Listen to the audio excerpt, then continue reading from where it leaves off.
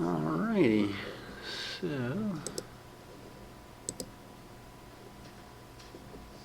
okay. I think I have everything. All right.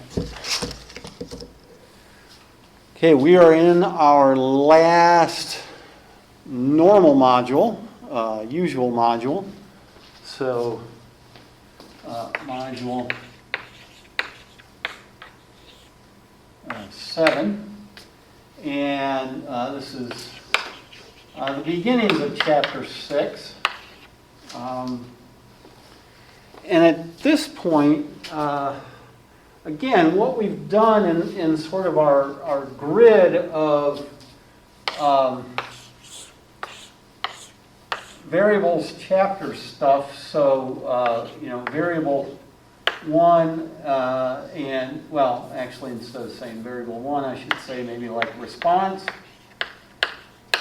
and our explanatory.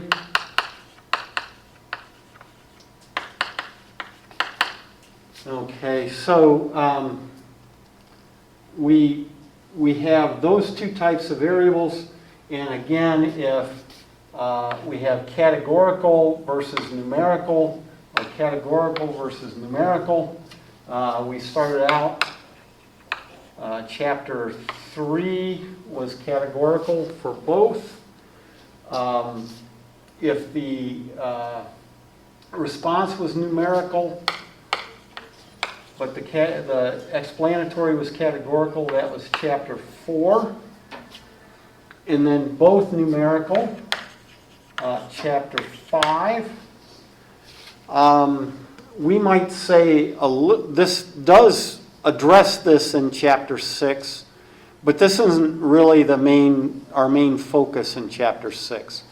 And also, just because the software is just not there. I mean, it exists, but we would either have to pay for some pricey software to make it easy for you, or you would have to learn a programming language, at least somewhat, to be able to do it for free. So we don't really have a good technology option right now for this case where we have a numerical explanatory variable but a categorical response. Now, just to point out what that is, and it is the last section, I think, of chapter 6, it would be something that might be very near and dear to your hearts, getting into a college, getting into a program, getting into a graduate school, getting into a professional school, right? Because in the end, in the admissions process, what usually happens? Well, you give them a bunch of data. You give them some test scores, you give them a GPA, you give them some things that aren't so numerical, like letters of recommendation. You might write an essay or something. You might have an interview. All these different things are the input data, the explanatory data, and many of them would be numerical, but the response is essentially categorical. Do we let you in or not? Right? Do we let you in or not? And so that's something that does happen a lot. I mean, that's a big question. Other things in like the health field would be, if you go to health screenings or if you've ever been a part of a health screening or something like that, they get your height, your weight, your body mass index. They take blood and get, various things like blood sugar and cholesterol and all that. All a bunch of numbers, right? They get all these numbers. But then what they look at is, well, does that put you in a high-risk category or not? Right? It's a category. They want to know, from those numbers, should we predict that you are in a high-risk or a low-risk group or a moderate-risk group or something like that? Okay, so that kind of stuff goes on a lot. It just, the actual calculation of it is just enough harder that you just don't see things in like Excel or Desmos or whatever that calculate it easily. Okay, so you have to go to other software packages. And so that is this idea that's at the end of chapter 6. But what we're going to do now is sort of bring all this stuff together with the beginning of chapter 6, which is multiple regression.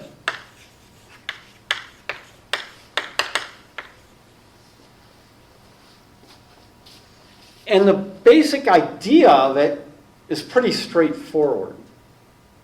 Okay, if you kind of get the idea of a regression with, oh, okay, I've got two numerical variables, and I've got one's the explanatory or predictor variable, the other one's the response, and I want to know about the dependency between those two variables. In other words, can I use the predictor to predict the response? Is it truly a predictor?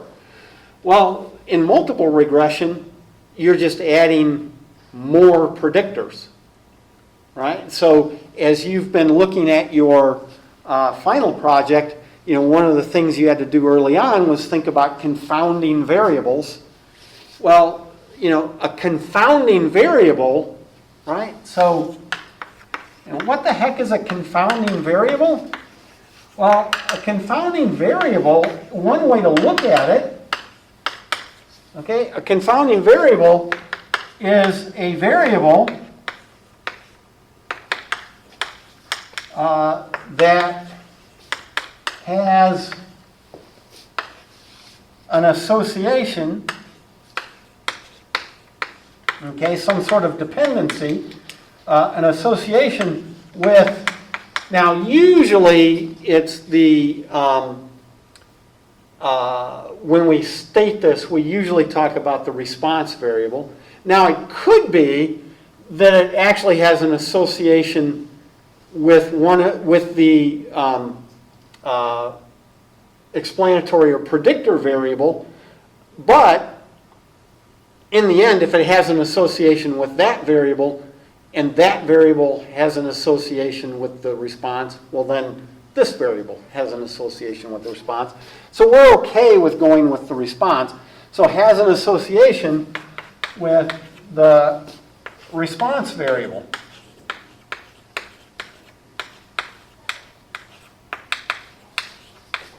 Okay, but it's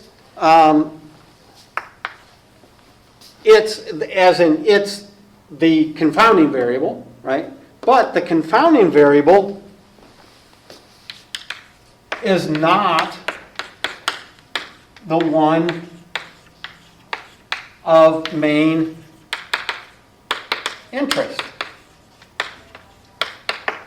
I mean, that's really what a confounding variable comes down to is, possibly we identify it as a confounding variable because we already know it matters. It has a dependency, and we want to try to take care of that, not put that into our analysis of the variable we're interested in. So again, if you were doing a study on lung cancer, and you were most interested in lung cancer in gender, well, you certainly would want to account for whether the people smoked or not. Okay? Because we know there's an association there. Okay? We know there's an association. So if you did not take into account whether your participants smoked or not, you would have just a crap study at that point. Because, well, how would we know that anything you found wasn't just because of smoking, which we already know? So we need to take those confounding variables into account, and whether or not we know they have an association. So they may or they may not, but if you know something has an association, well, then you'd want to somehow account for that in the study. So what multiple regression does, in effect, is it allows me to just take all the variables I might have to worry about that I can get data for and just throw them all together and put them in a big pot and let the mathematics sort it out. Now, it's not quite that simple, although there are no erasers. But although some software packages are really quite amazing. They'll do a whole lot of work for you. You truly just sort of throw the data at it, and it spits out all kinds of information about those data. We have to do it kind of on our own, and I'll leave that for a second. We have to do it on our own, but what the good part about that is that, well, okay, you do it on your own, you get the idea of what's going on, then you can go find a really nice software package to do it all for you because you understand what it's doing for you. Okay, so multiple regression, all that happens there is it fits a model of y equals b1x1 plus b2x2 plus, however many variables I have, plus bn xn, and then plus an intercept.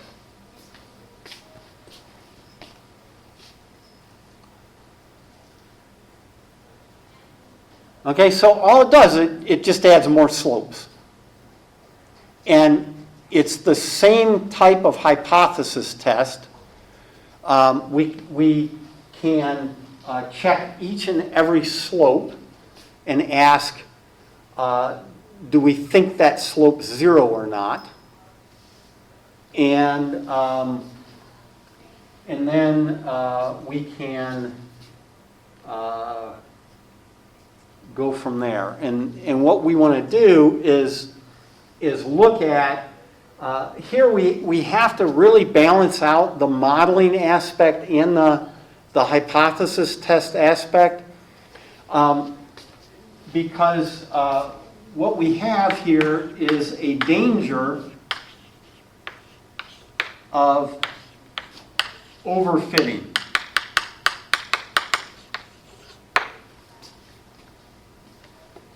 Now, the best way, I think, to explain overfitting is actually just with polynomial type things.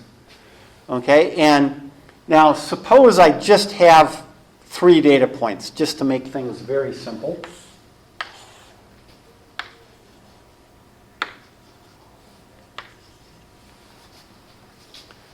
Okay, I have 3 data points.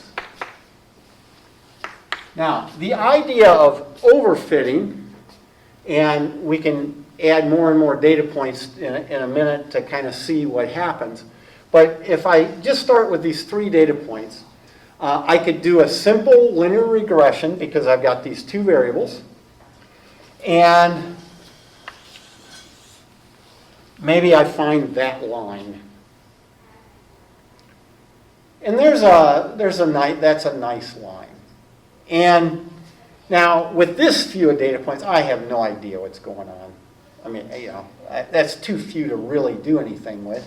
But at this point, that model, sure, it fits the data okay, but I could do better. with 3 points, I can guarantee that I could find a quadratic, so y equal ax squared plus bx plus c. I could find a quadratic that will go through each and every one of those points. And so, here's y equals mx plus b kind of thing. And here is y equals ax squared plus bx plus c. Well, if I go with that quadratic, that's perfect. It hits all my data. Okay, but we haven't said what these data are or anything like that. In order to fit those 3 data, right, I'll get a quadratic and it looks like it'll head up that way. Well, this is possibly an overfit. Now, the way it's an overfit is, yeah, it fits my test data, my actual data that I took perfectly. That's fantastic. But it may not predict new data very well. Okay, and like I say, well, we didn't put any context with this, but suppose my data are really kind of along a line that maybe even goes through the origin. It's just a proportionality relationship or something. And as I get more data, I might get some data down here. And as you look at this model that fit my first data so well is going to do a horrible job fitting these data. Yet, the simpler one that was just a straight line, it ends up capturing those okay. And this is this danger of overfitting is if well, I'll just put it down here. If I add more data points, like that, definitely looks like a straight line going through there. But again, there's what, 1, 2, 3, 4, 5, 6, 7 data points. A 6th degree polynomial, I can find a 6th degree polynomial that will wind its way through each and every one of those points. But most likely, what it will look like is something that maybe heads way out and you can't even see it down there, and then it'll come back to here and maybe way up there and back here and so forth. Okay, that might be the polynomial, and probably that's not a good predictor for me.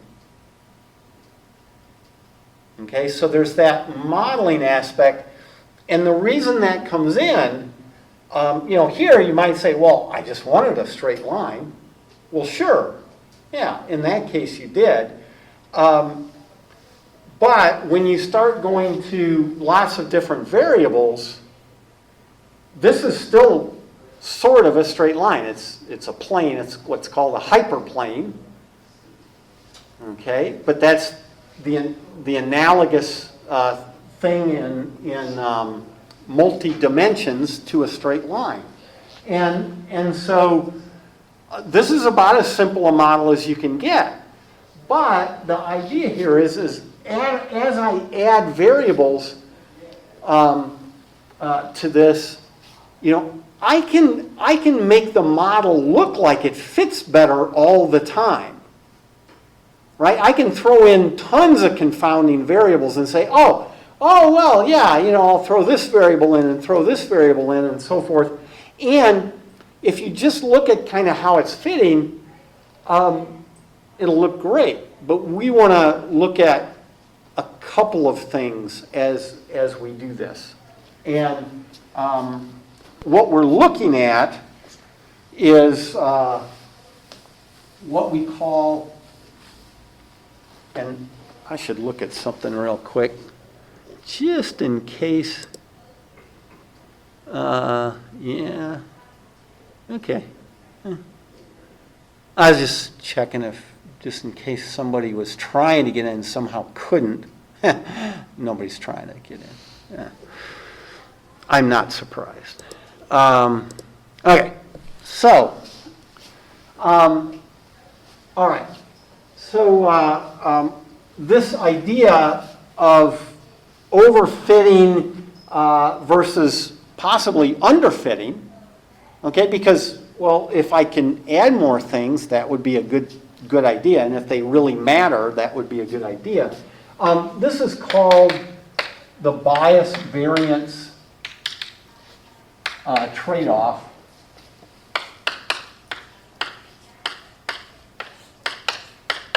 And the bias part is that, you know, if I fit my, what we might call test data or training data really well, it will probably cause a bias in my model that won't do as well in predicting future items. But on the other hand, if I get too simple a model, it's possible that I'll have a big variance from my model, right? So another example of something like that would simply be, you know, if I have quite a few data that look kind of like this, you know, probably a straight line is not the best model. Okay, probably, maybe, you know, that might be a quadratic, something like that. A quadratic might be the best model. It may not fit those points exactly, but it would be better. And so you see, if I take too simple a model, I might get extra variance in my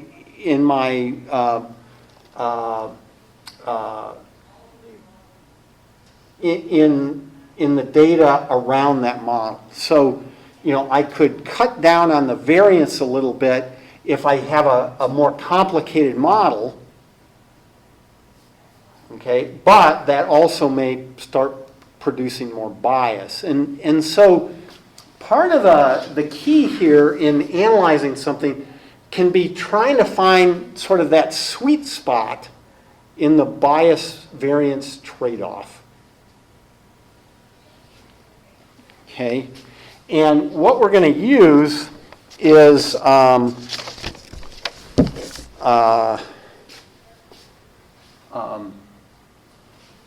adjusted R squared to help us. So we're going to use multiple regression and look at things like p-values for each of the slopes, but we're also going to look at something called the adjusted R squared, and it's just a slightly different calculation over the R squared. What we do with the adjusted R squared, I didn't write it down. I wrote down adjusted R squared, but I didn't write down the formula. I've got it in the spreadsheet though. I think we'll figure it out. So the usual R squared, remember that was, that's the, you know, percent of the variation in Y explained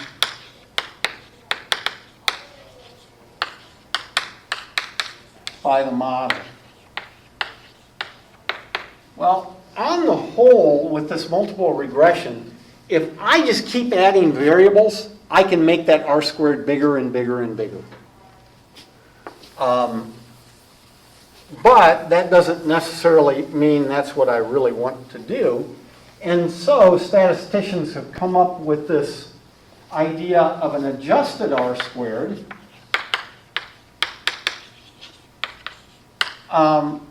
that penalizes more variables. So as you add in more variables, it may or may not get better. Now, if you have a huge amount of data, your adjusted R squared really isn't going to be much different than your R squared. But if you have a small amount of data, it could be quite different. Okay, so let's look at an example. And I have some videos on this example. And I'll go through what we have here. So I have there some cherry tree data. And we're given the diameter and the height and the volume. And I don't remember what the units are. Volume's probably either cubic feet, cubic meters, or board feet or something like that, or hundreds of board feet, something along those lines. Diameters, probably centimeters or feet or something like that. Ooh, 8-foot diameter, that'd be a big tree. So that's probably more like inches or something like that. And the height is probably in feet. And so the question is, well, if I want to do a model, okay, if I want to model volume, and typically you use a tilde for this. So if I want to model the volume as, say, some B1 times height plus a B2 times diameter, and then plus an A for an intercept, what do I get? And then we'll look at how the adjusted R squared works on that. Now, so I could say, well, what I'm really interested in is the diameter, but it certainly seems like height would affect the volume. And so that could be a confounding variable, so I want to account for both. And so I have both data, and all you do differently in this than the usual line-s command is if I have 3 columns of data, as I do up there, I need to make 3 columns for my linear estimation output. If I have 10 columns, I need to make 10 columns of output. Okay, and what it is, if I have 3 columns like I have up there, 2 of the columns are predictor variables, and 1 column is the response. So I need slopes for both predictors. That's 2 columns, one for each of the predictors. But then I need the intercept. Oh, so the intercept kind of then matches up with the response variable. So if I have 3 columns of data, I need 3 columns of output. And so what I did now, well, actually that's not what it appears, because I've got these NAs over here. My guess is that this actually highlighted way over to there. So I am going to try deleting that. Yay! Worked. Okay. So so I highlight my 3 columns by 5 rows, and I do that typical linear estimation, and again I need to get my Y values first. So I don't remember how many there are here. What's it go down to? 32. Okay, so there's my Y data, and comma. Then my X data, and I need to highlight everything there, so both columns.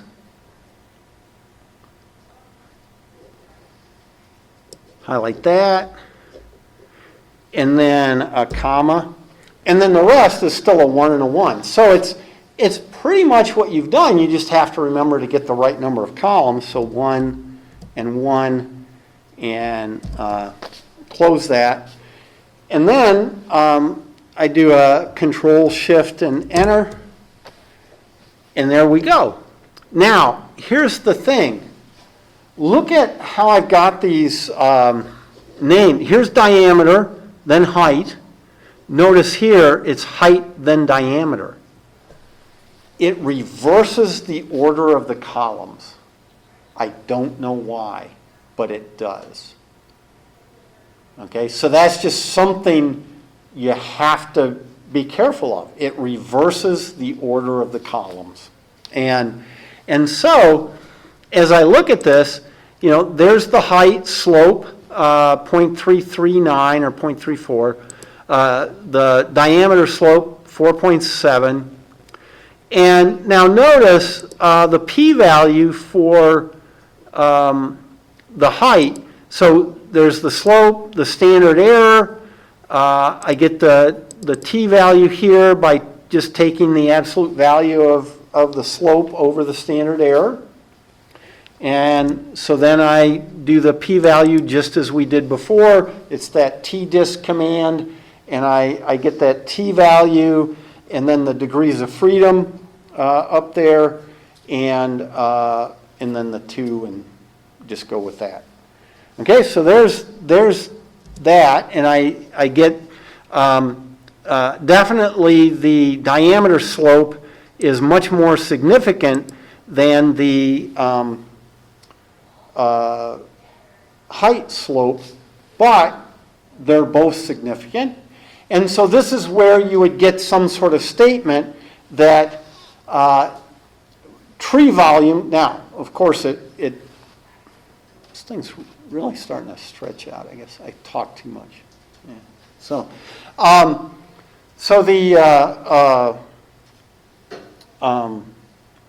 the statement you might make is, you know, cherry tree volume is dependent on diameter, even accounting for height.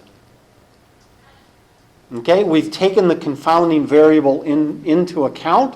It's right there, and we see that we still get that the p-value of diameter is small, and so there we go. Now, adjusted R squared that we had talked about. Now, so here's the R squared, 0.9479. The adjusted R squared in this case is just a little bit smaller. And if we look at the formula, what you see is, the formula is not really clear there.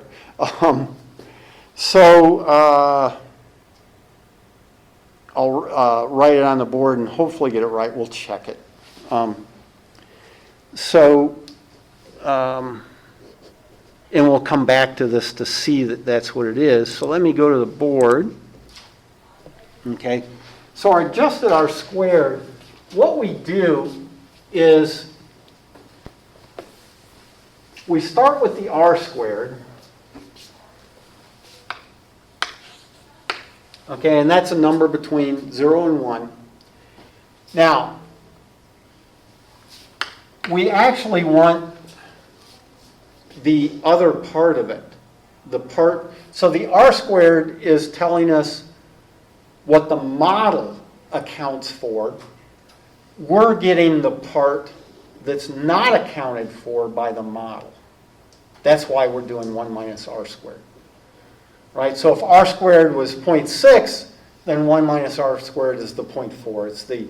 It's that 40% that's not explained by the model. Okay, so we take that, and the way we adjust is we take our n, our number of rows, number of observations, n is typically that in most anything. We do n minus 1 of that. divided by n minus k,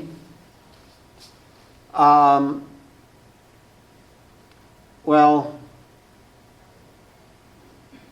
actually, I guess I need to do n minus k minus 1, I think.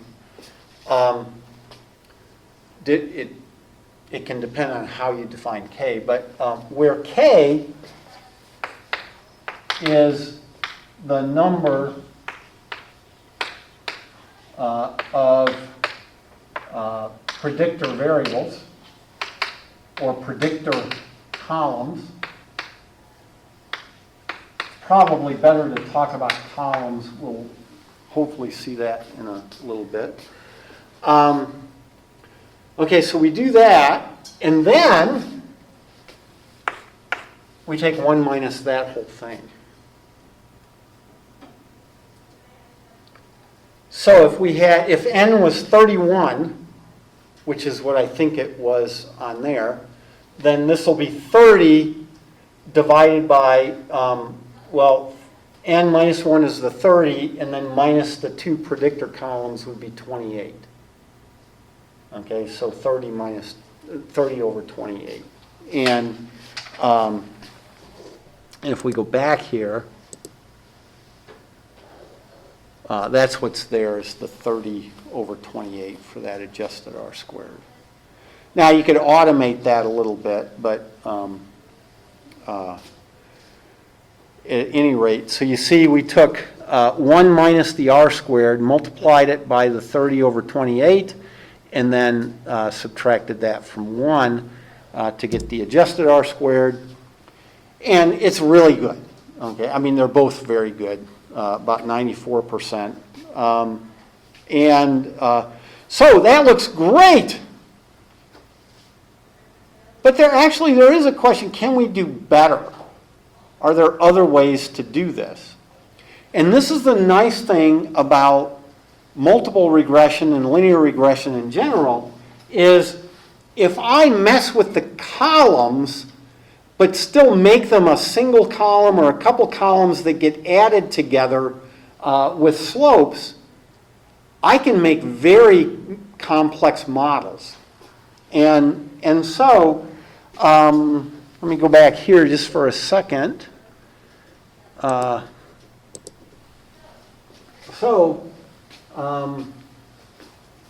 Yeah, here.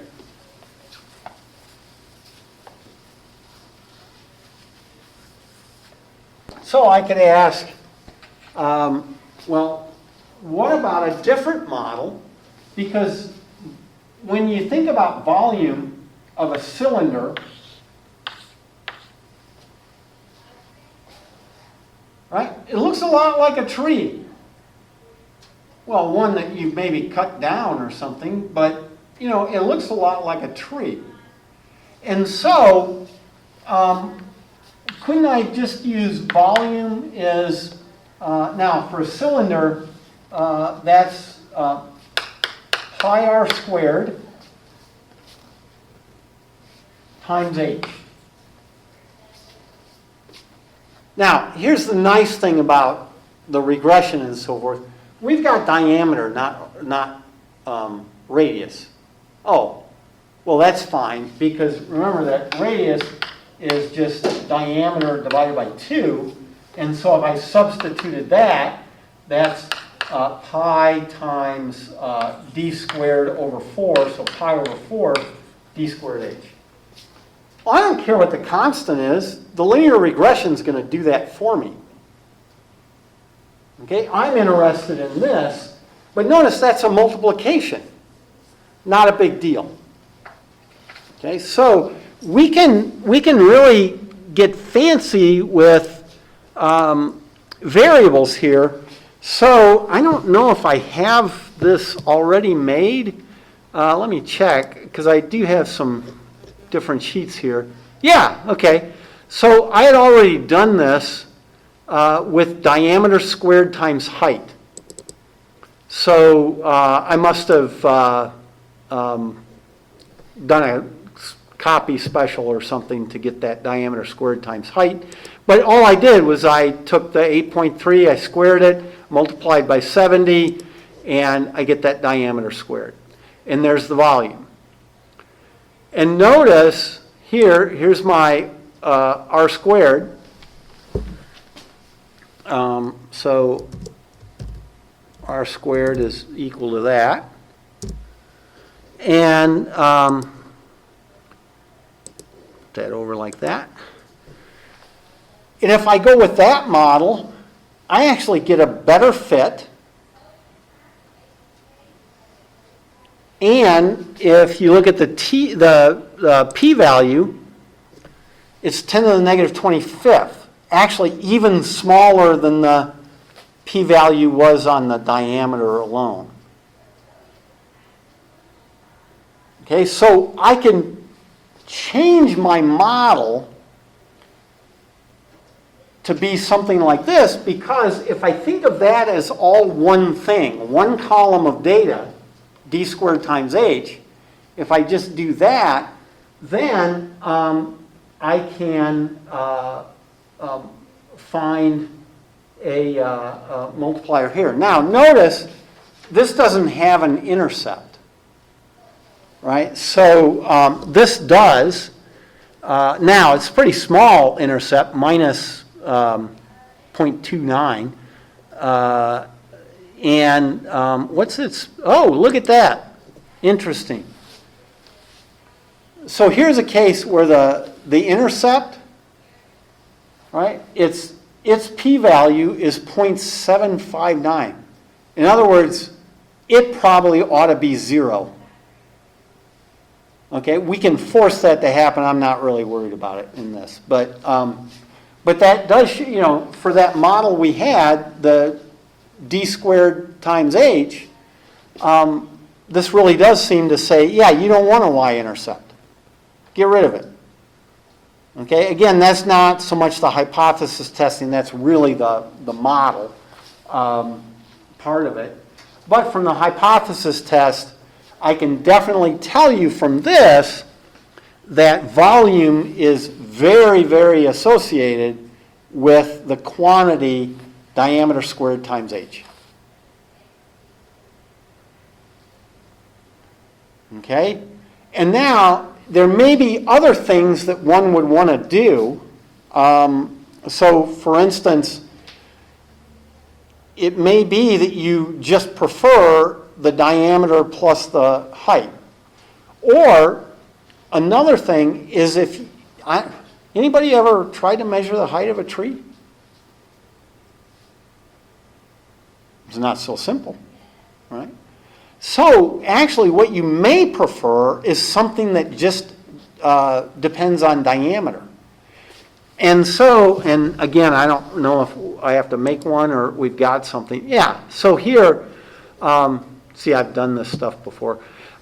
Here, I took a model and I said, well, oh, and that shouldn't have an h beside it. That should just be d and... Oh, I think I just didn't redo my stuff here, so intercept. So if you look here, I just took the diameter and the diameter squared as two columns.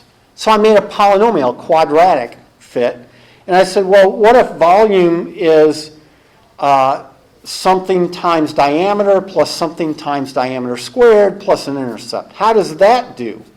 Now, why would I do that? Well, because there's the expense of trying to find the height of a tree. Trying to find its diameter is pretty darn simple. Okay, they have this thing, they call it DBH, diameter at breast height. So you walk up to the tree about 4 feet to 5 feet, somewhere between 4 and 5 feet, and you can put great big calipers on it and get the diameter that way. You could do the circumference and assume kind of a circle and divide by pi. You can, well, actually 2 pi, I guess. Well, pi, because pi times diameter. I'm a math guy, 2 pi r, all that stuff. So, but yeah, you can just get the circumference, divide by pi, and get the diameter. Diameter is easy, okay? But height, not so much. Okay, and so this one, this model, it says, now, but notice p-values. P-value here is really small. I mean, not the tiniest number we've seen, but very small, definitely significant. But notice here the diameter. This is saying we probably overfit the model using both diameter and diameter squared. Okay, and so what you do is you look at that p-value and you look at the adjusted r squared and so forth, and you say, well, yeah, this is a really good adjusted r squared, but that p-value is 0.21. I should probably get rid of the diameter and just do the diameter squared. And I don't know if I have just there's height, I guess, height and volume. That does okay, but it's terrible adjusted r squared, I guess. So what I'm going to do, just to do it a little quicker, I think, is here's the diameter squared. I'm going to copy that and go back to the single column of diameter squared times height. And I'm going to paste it in there. And so now this is just diameter squared.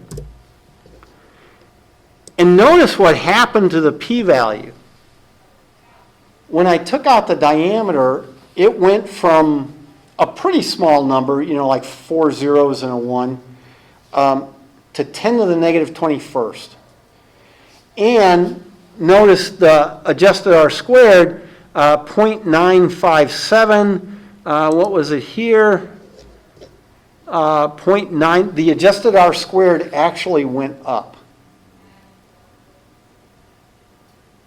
Okay, so it says, hey, I've got a better model and the p-value is better.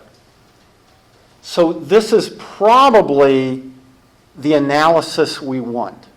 We want to not worry about diameter, just diameter squared. Now they're very associated, of course, right? They're perfectly associated. If I know the diameter, I know the diameter squared and vice versa. And that's part of the reason that the diameter may have been not needed. But, we throw that out and we have actually, from the adjusted r squared point of view, a better model, and then from the hypothesis test, a better p-value on the one slope that we have. Okay, so just a much better answer. That is what you're going to be trying to do with this adjusted r squared, okay, and the p-values. Is our project, this was an old project that we've done before. The new one will have a little bit different sets of data. I don't know that I'm going to really be able to get to it other than just mention. Remember the iris data, that's categorical. Well, there are actually 3 types of irises and in this data set. Okay, there's setosa, versicolor, and virginica. And what you do as you add categories, notice here, I have 2 dummy variables. So remember when we just had the 2 of them in the last module, I added a dummy variable that was 0 for one of the categories and 1 for the other. Okay, here, if you have 3 categories, you add 2 dummy variables. If you have 10 categories, you add 9 dummy variables. Okay, so you add 1 less dummy variable than the number of categories.